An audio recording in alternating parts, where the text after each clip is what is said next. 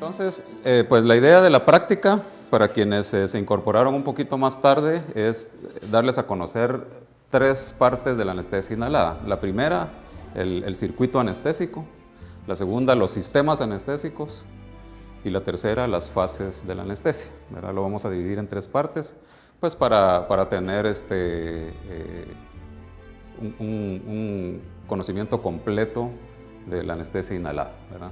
Esto normalmente lo doy yo en las clases teóricas, pues anteriormente cuando lo daba en formato presencial, pues esta parte de la práctica generalmente la daba yo acá, ¿verdad? De las clases. Ahora pues agradezco su interés en hacerlo.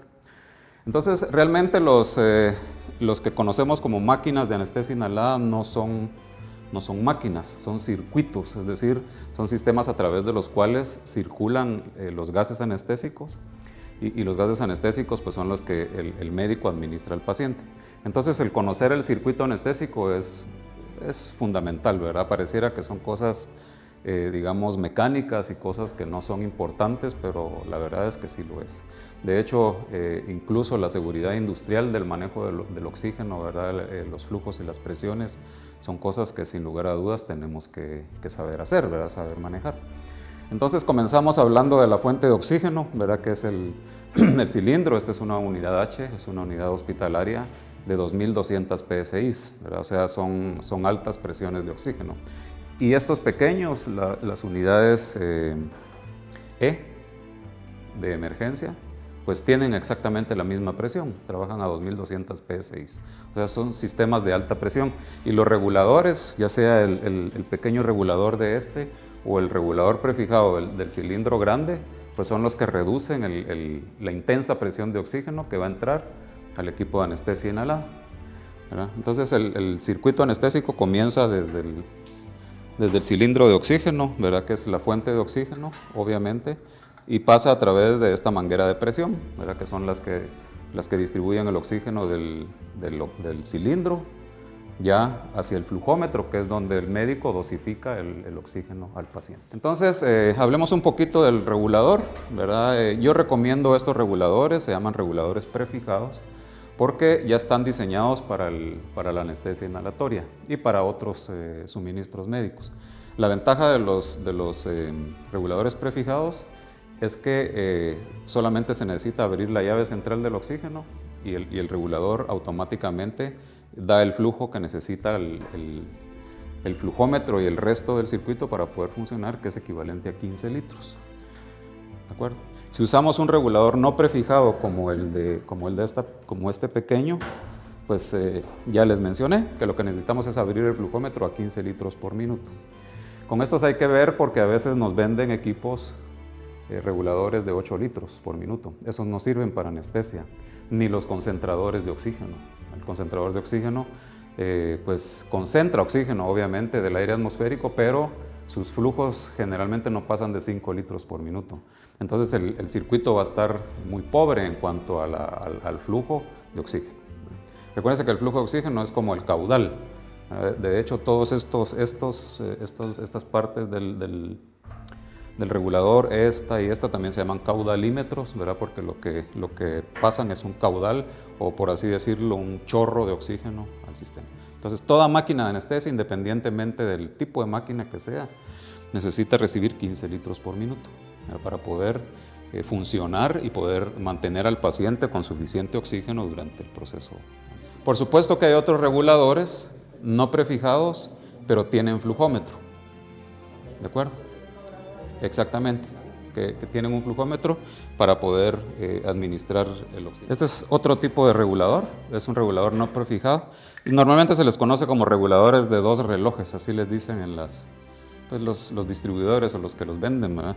Ninguno de los dos es reloj, ¿verdad? Uno es un manómetro, como este, que nos determina la presión, ¿verdad? Este es el manómetro, igual que este, son manómetros de presión. Pero este, a diferencia de este, tiene un flujómetro. Entonces, lo único que yo tengo que hacer es en el reloj del flujómetro, ¿verdad? En el medidor del flujómetro, pues abrir a 15 litros. O sea, la ventaja del prefijado realmente es que no tenemos que abrir flujómetro, ¿verdad? Ya están diseñados. Exactamente, ya están diseñados para abrir a 15 litros por minuto. Entonces, pues esa es la ventaja de un regulador prefijado y si no, pues de estos. ¿Verdad? Y este tiene, la base es un regulador de yugo, ¿verdad? Porque está adaptado para cilindros pequeños. ¿Verdad? Son muy buenos. Este y el que tiene ese cilindro pequeño es un regulador de pistón.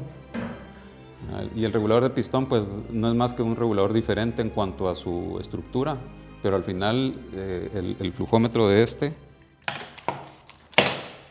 que es esta pequeña llave negra que está aquí a un lado, esta, pues aquí seleccionamos el flujo de 15 litros por minuto. Regulador de pistón. Siento que tienen menos vida que estos otros, se dañan con más facilidad, pero son más prácticos, ¿verdad? Entonces, independientemente del flujómetro, la conclusión es que necesitamos administrar o suministrar 15 litros por minuto a la máquina, ¿de acuerdo? La apertura de la llave de oxígeno debe ser cuidadosa y lenta, ¿verdad? Porque la intensa presión que hay, si la abrimos muy violentamente o la abrimos totalmente, vamos a causar una sobrepresión en los manómetros, en los flujómetros y los daña, ¿verdad? El golpe que produce la intensa presión de oxígeno. O sea, solo se abren al momento en que levante la aguja, digamos, si lo podemos demostrar ahí. Ya, solo que la aguja se levante y aquí en el manómetro vamos a ver la presión, ¿verdad? Ahí está en PSI.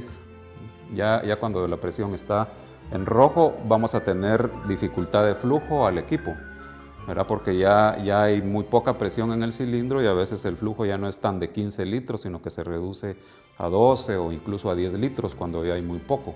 Entonces ya vamos a ver que en el flujómetro del equipo ya vamos a tener un flujo de oxígeno limitado. Entonces, esto es en cuanto al cilindro. Entonces, solo recordar que el cilindro, el oxígeno no es inflamable, pero sí es potenciador de la combustión. Entonces, esto debe estar alejado, especialmente si trabajan con electrocirugía, ¿verdad? Alejado, no cerca del paciente, no cerca donde haya combustión ni donde haya calor. Y tampoco se debe de utilizar grasas derivadas del petróleo para lubricar los componentes. Puede generar una chispa y esto es una bomba, ¿verdad?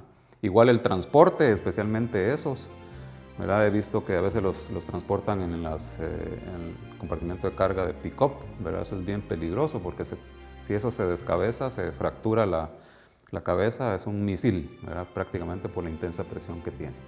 Entonces siempre alejados, tener una manguera de presión lo suficientemente larga, ¿verdad? Para que no esté cerca de donde esté el paciente, especialmente si vamos a trabajar con electrocauterios o termocauterios que a veces pueden generar cierta chispa, ¿verdad? Y que puede generar una explosión. ¿De acuerdo? Entonces eso es en cuanto a bioseguridad, siempre en un carrito, ¿verdad? Donde esté seguro. Y encadenado para que no se caiga. Si no hay carrito, pues por lo menos encadenado a la pared, ¿verdad? Por seguridad, ¿verdad? Pues es parte de esto, si vamos a manejar oxígeno, manejarlo con seguridad y recordar, ya para irnos adelantando a lo médico, que esto es una droga y es tóxica. Esto no es el oxígeno al 100% es lo mejor y no, en realidad no lo es, hay que saberlo administrar y hay que saberlo utilizar, ¿verdad? Pero así viene, comprimido al 100%. Por eso es que hoy en día la anestesia con aire medicinal o aire médico es lo mejor porque es más fisiológico que esta intensa concentración de oxígeno. ¿De acuerdo? Entonces, luego viene bueno, no hay preguntas del regulador, ¿está claro? ¿De cuál? Lo mismo, ¿verdad? Pues sí tiene flujómetro, ¿verdad? Y es este flujómetro que está del lado. La llave central del cilindro es esta llave central que está acá. Y luego abrimos el flujómetro. Si es para anestesia inhalada, a 15 litros por minuto. Y aquí ya le entrega al flujómetro de la máquina. Bueno, entonces pasamos ahora ya a lo que conocemos como máquina de anestesia, que como yo les he dicho, pues en realidad no es una máquina, ¿verdad? Mientras no tenga un mecanismo de autofuncionamiento, no es máquina. Es un circuito donde el paciente pues inhala de acuerdo a su capacidad pulmonar, a su frecuencia respiratoria y a su patrón ventilatorio. O sea que el paciente, en pocas palabras, en anestesia inhalada, el paciente se autoadministra el fármaco y se autoadministra el oxígeno también. Entonces, para eso debemos conocer los componentes y cómo funcionan, ¿verdad? Para poder pues, usarlos de la manera correcta. Estas máquinas que yo tengo acá, bueno, si las ven son diferentes en cuanto a su estructura, pero todos los equipos de anestesia inhalada, incluyendo el que Leslie me enseñaba ahí en su fotografía, todos funcionan igual, ¿verdad? Todos tienen los mismos componentes. Algunos, como el de Leslie, no se puede convertir a sistema abierto, ¿verdad? Que es una de las desventajas de esos equipos. Pero yo prefiero este tipo de equipos donde sí podemos convertirlo a un sistema abierto y entonces podemos elegir sistema abierto o sistema cerrado dependiendo de los requerimientos del paciente, del tamaño, etc. Bueno, el siguiente componente o donde entra la manguera de presión que nos trae este flujo de oxígeno es el flujómetro ya del circuito, ¿verdad? El flujómetro es donde el médico va a administrar el flujo de oxígeno adecuado al tamaño del paciente, ¿verdad? O sea, dependiendo del tamaño del paciente, así va a ser los litros por minuto que vamos a administrar en el flujómetro. El flujómetro o caudalímetro es donde nosotros dosificamos el oxígeno al paciente, ¿verdad? O sea, aquí ya vamos a hablar de las partes médicas cuando hablemos de las fases de la anestesia. Ahorita solo nos quedamos con el hecho de que es el componente donde nosotros administramos el oxígeno al paciente. Estas 2200 PSI se reducen aproximadamente a 250 PSI en este regulador, ¿verdad? O sea, lo que hace el regulador es disminuir casi a 4 veces menos la intensidad de la presión que está acá. Y en este componente, en el flujómetro, lo reducimos aún más al paciente, de tal forma que al paciente le vamos a administrar más o menos un flujo entre 12 y 15 litros por minuto, de PSI, entre 12 y 15 PSI, y es una presión mucho más baja, ¿verdad? O sea, para eso sirve todo esto. Esto no lo podemos conectar, digamos, directo, tenemos que tener el equipo para poder administrarlo correctamente. Luego, si ustedes se fijan, aquí el flujómetro puede tomar dos caminos. Uno no se ve, ¿verdad? Porque pasa por debajo del gabinete de la máquina, pero es una manguerita azul como esta que trae el oxígeno hacia esta otra, ¿de acuerdo? Que es lo que, digamos, cuando estamos dando anestesia, el oxígeno entra al flujómetro y nosotros lo dosificamos para que se venga hacia el vaporizador, ¿verdad? Entonces esto viene por abajo, no se los puedo mostrar, repito, porque está dentro de esta parte de la máquina y está atornillada a la mesa. Pero el oxígeno pasa por acá y se viene hacia la entrada de oxígeno al vaporizador. Pero tiene otro componente que es esta otra manguerita que vemos acá, esta. Si ustedes se fijan, viene directamente también del cilindro, ¿verdad? De la manguera de presión, y es un bypass que lo desvía hacia la válvula de flujo. La válvula de flujo es donde nosotros dosificamos manualmente el oxígeno al paciente. En el entendido, por eso me gusta mostrarlo, para que quede claro de que el entendido de lo que yo doy en esta válvula de flujo es oxígeno puro, ¿verdad? Entonces, si no sabemos manejar bien las presiones y los flujos en la máquina y o mantenemos los balones inflados a puro flush, lo que estamos haciendo es diluyendo el anestésico inhalado, ¿no? Esto es algo que se debe de calibrar únicamente al principio, ¿verdad? Y no estarlo dosificando, porque en primer lugar diluye al gas fresco y en segundo lugar da, dependiendo de los equipos, entre 35 y 70 litros por minuto de presión y eso lastima los pulmones, ¿verdad? Si estamos haciendo esto continuamente, lo que estamos haciendo es lastimando el pulmón con cada impacto de este intenso flujo de oxígeno. Pero veamos que ambos vienen del mismo sitio, ¿verdad? El que viene para acá. Entonces, la siguiente parte es la entrada del gas fresco del oxígeno al vaporizador, que es donde se realiza la mezcla de oxígeno y anestésico. Y del otro lado vemos la salida ya de gas fresco del vaporizador que viene a dar a esta parte de acá, que es la salida de gas fresco. Todos los equipos que se pueden convertir de sistema abierto o sistema cerrado, está visible la salida de gas fresco, como esta, ¿verdad?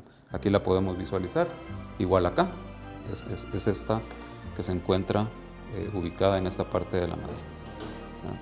Como se pueden dar cuenta, las máquinas son diferentes o los equipos son diferentes, pero al final los componentes son los mismos.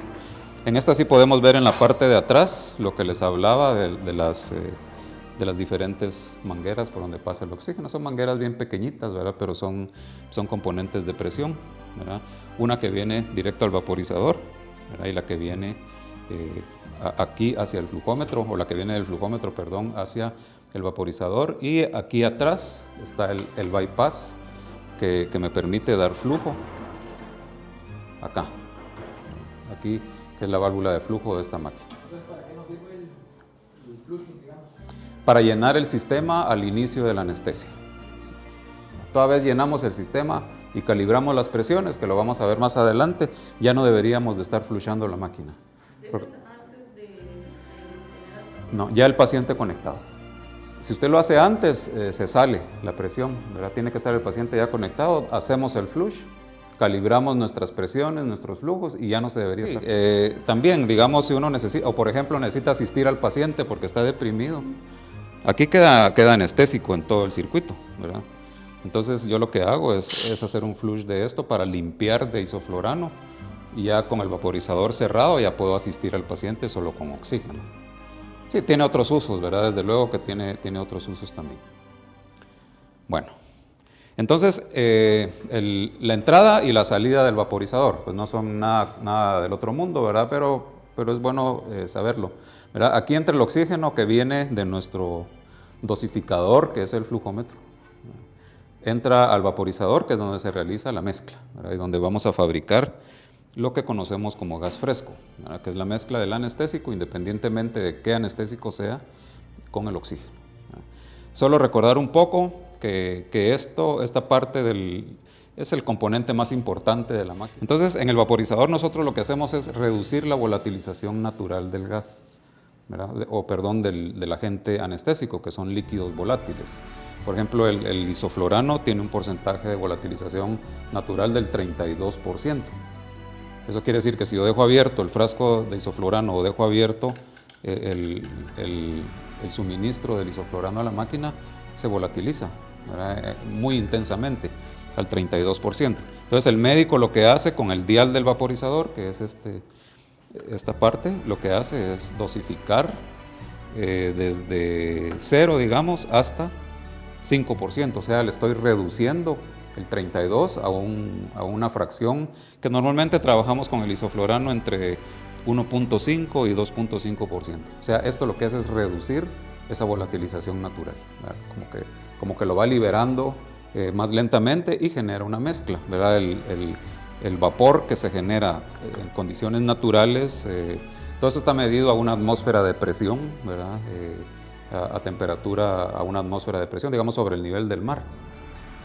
Es como esto funciona con exactitud, pero igual aquí o en Chiquimula, donde está Álvaro, o si alguien está qué sé yo, en Huehuetenango, donde hay mucho frío, las variaciones son imperceptibles, ¿verdad? Pero todos estos datos son a una atmósfera de presión, ¿verdad? Ahí es donde la volatilización del gas es real y como ha sido investigada. Entonces realmente lo que hacemos acá con este componente que es el vaporizador es reducir la volatilización natural de un líquido volátil. Aquí lo podemos ver, bueno, el dial del vaporizador, el inlet, el outlet, y aquí tenemos el visor, el visor del nivel del gas, ¿verdad? Ahí si lo muevo pueden observar cómo se mueve el menisco donde está el gas. Pues es un líquido, ¿verdad? Uno le dice anestesia a gases porque ya la mezcla del oxígeno, que aquí también es oxígeno comprimido, pero sale en forma de gas, ya forma un gas anestésico. Pero es el producto del vapor, del vaporizador, con el gas oxígeno que se mezcla. Entonces aquí es donde uno hace, pues digamos, el blend para poder ya administrar al paciente y se viene hacia la salida de gas fresco, que es acá, y en este otro equipo pues es esta la salida de gas fresco. Como ven, la salida de gas fresco la podemos cerrar con esta manguera para poder convertir de un sistema abierto a un sistema cerrado, que es la próxima parte de la práctica de hoy. ¿De acuerdo? Entonces, para continuar hacia el siguiente componente, pues voy a cerrar el circuito, ¿verdad? Pongo aquí esta manguera, ¿verdad? Que ya me cierra el circuito y se viene hacia el otro componente, que es el círculo de absorción, que es el que vemos acá. El círculo de absorción, pues como su nombre lo indica, es la parte de la máquina donde se absorben las partes de desperdicio de la anestesia inhalatoria, ¿verdad? Se le llama círculo, pues porque genera un movimiento circular entre el paciente y el equipo, es decir, está circulando entre el paciente y el equipo y se mantiene filtrándose continuamente, siempre y cuando sea un sistema cerrado.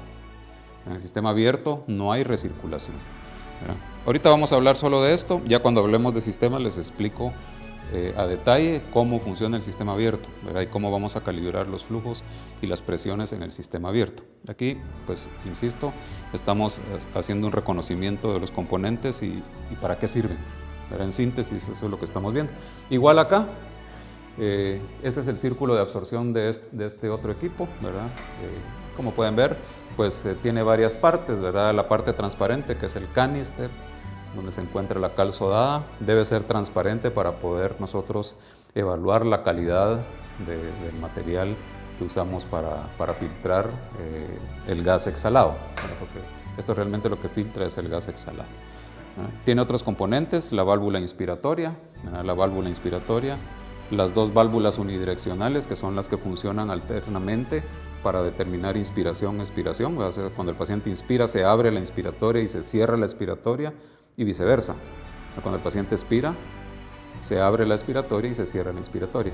Pero no es mecánico.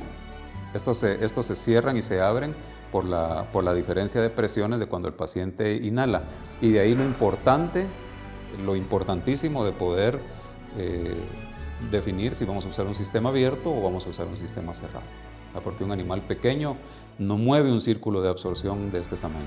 Son círculos de absorción muy grandes, muy pesados, por así decirlo, y el pequeño pulmoncito de un gato, por ejemplo, o de un perrito de 5 o 7 libras, no puede respirar a través de un sistema tan pesado como este.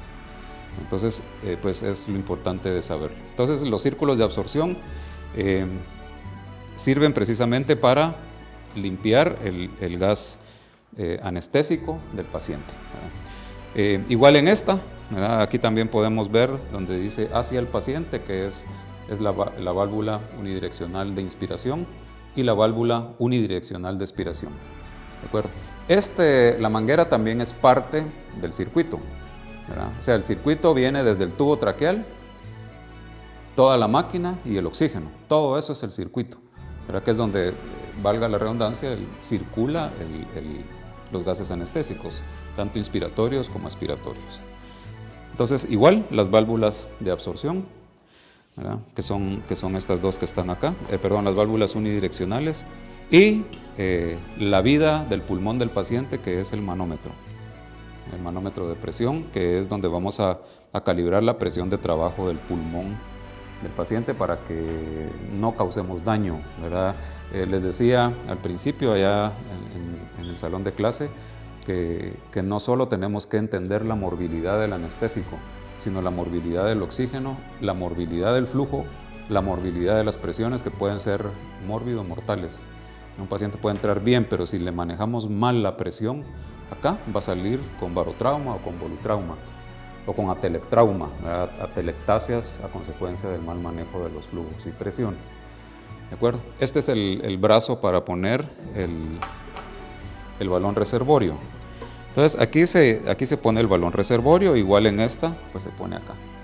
Como pueden ver, hay componentes asociados que debemos entender, ¿verdad? En el círculo de absorción de todas las máquinas siempre va a estar el balón reservorio, ¿verdad? El canister, las válvulas unidireccionales, el manómetro y donde dosificamos la presión, que es la válvula de alivio o válvula de APL. APL, que en este equipo es esta que está acá, que es lo que uno mueve, por así decirlo, o calibra para poder determinar la presión correcta en el pulmón del paciente. Entonces, estos son todos los circuitos o los componentes del circuito anestésico. Si el equipo es un equipo de buena calidad, de alta gama, en realidad no hay necesidad de estarla calibrando, pero sí revisar, ¿verdad? Ahora, entre animales muy grandes y animales pequeños, sí, generalmente hay que calibrar, ¿verdad? Lo que pasa es que aquí hay un límite de tamaño de animales, ¿verdad? Digamos, por ejemplo, en el sistema cerrado, para adelantarnos un poco, no trabajamos animales, o no deberíamos de trabajar animales menores de 20 libras. Entonces, digamos, entre uno de 20 y uno de 80, por así decirlo, puede que sí tenga, exacto, sí haya necesidad de tocar la válvula de alivio, ¿verdad? Pero es donde, digamos, hablando del circuito nuevamente, las dos componentes donde el médico debe, o tres, el médico debe tener principal atención, son el flujo, ¿verdad? Que lo dosificamos de acuerdo al tamaño del paciente, ya lo vamos a ver cuando hablemos ahorita de los sistemas. El vaporizador, que es donde pues, decidimos cuánto abrir del isoflurano, ¿verdad? En base a lo que estamos observando al paciente, y la válvula de alivio o de sobrepresión o válvula de APL, que son los tres componentes donde nosotros debemos de actuar principalmente cuando tenemos a un paciente bajo anestesia. ¿El balón para qué nos sirve? El balón reservorio, pues es donde se deposita el gas fresco. Nos puede servir para ver el patrón ventilatorio, ¿verdad? Para contar la frecuencia respiratoria. O sea, uno ya con el paciente vestido con los campos ya no tenemos digamos, acceso a verle el abdomen, ¿verdad? Ni ver cómo está ventilando. Pero uno puede calificar el tipo de ventilación. Por ejemplo, si yo veo esto, puedo ver que el balón está así, puede uno decir está taquipneico, ¿verdad? O está una ventilación superficial, o muy profundo, tan profundo que casi que puede colapsar el balón, ¿verdad? Y nos sirve principalmente también para asistir al paciente, ¿verdad? Yo a través de este balón puedo asistirlo si el paciente está hipoventilado, ¿verdad? Con presiones de mi mano, que ya es digamos, el manejo de la vía aérea, cuántas veces por minuto, a qué presión, etcétera. Mira, para eso me va a servir el balón reservorio. Los equipos son esto. Yo con un vaporizador y su flujómetro puedo anestesiar desde un hámster hasta un dogo de Burdeos. O si vamos más allá, un cerdo de 400 libras. Depende del flujo de oxígeno. Exactamente, depende del flujo, pero me sirve esto. ¿Cuál va a ser el problema? El gran desperdicio de oxígeno y de anestésico que tienen los sistemas abiertos. Yo recomiendo comprar equipos que tengan sistema abierto y sistema cerrado y que se puedan convertir, ¿verdad? Que uno pueda decidir como médico si lo va a usar cerrado o lo va a usar abierto, que es los sistemas. Pero aquí medimos la presión de trabajo en el pulmón. Aquí aplicamos la fisiología de la ventilación a un equipo mecánico, a una máquina. Circuito, sistemas. El sistema, que es ya la siguiente parte, el sistema es la técnica que el anestesiólogo va a utilizar para anestesiar al paciente. El circuito es todos estos componentes por donde pasa, regresa, va y viene el oxígeno, ¿verdad? Ahorita que hablemos de los sistemas, va a quedar bien clara cada parte, ¿verdad? Porque yo le voy a poner oxígeno a la máquina y la vamos a ver funcionando y voy a calibrar y ustedes van a pasar a calibrar también, pues para que quede bien clarito cómo funcionan los equipos. Sí, algunas máquinas lo que tienen es solo el mismo equipo adentro como que desvía hacia el sistema abierto, pero no pasa por el canister, ¿verdad? Ahí esa cal simplemente no está funcionando, pero el día que la vaya a usar sí la tiene que cambiar, ¿verdad? Si yo dejo de usar la cal sodada, se deshidrata, ¿verdad? Y el problema de la cal sodada deshidratada es que ya no filtra el dióxido de carbono, porque el dióxido de carbono reacciona con la humedad de la cal sodada. Entonces, si está ahí envejecida, digamos, no sirve. Hay que cambiarla. Y ahora, si uno está usando el círculo de absorción, pues sí hay un ciclo de cambio dependiendo de qué tan deteriorada esté. Cambia de color.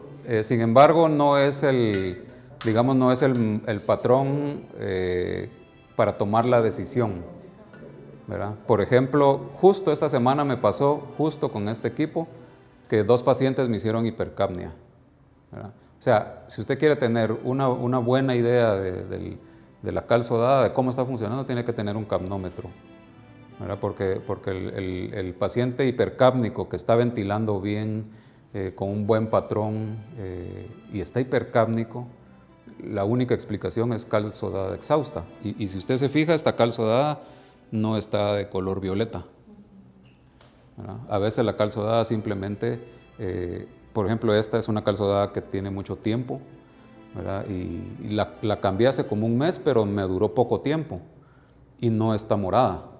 Entonces, realmente el mejor patrón es la capnometría, pero sí tiene un componente que es etilvioleta que reacciona con la acidez de los hidrogeniones y mancha o marca de color violeta los pellets. El criterio es, la mayoría tienen el criterio del 50% del canister marcado con color violeta, indica el cambio del 100% de la cal sodada. Tiene que estar arriba del 90%, tampoco totalmente lleno, pero sí por lo menos el 90%. Algunos canisters dice máximo, ¿verdad? Otros no, pero es aproximadamente el 90%.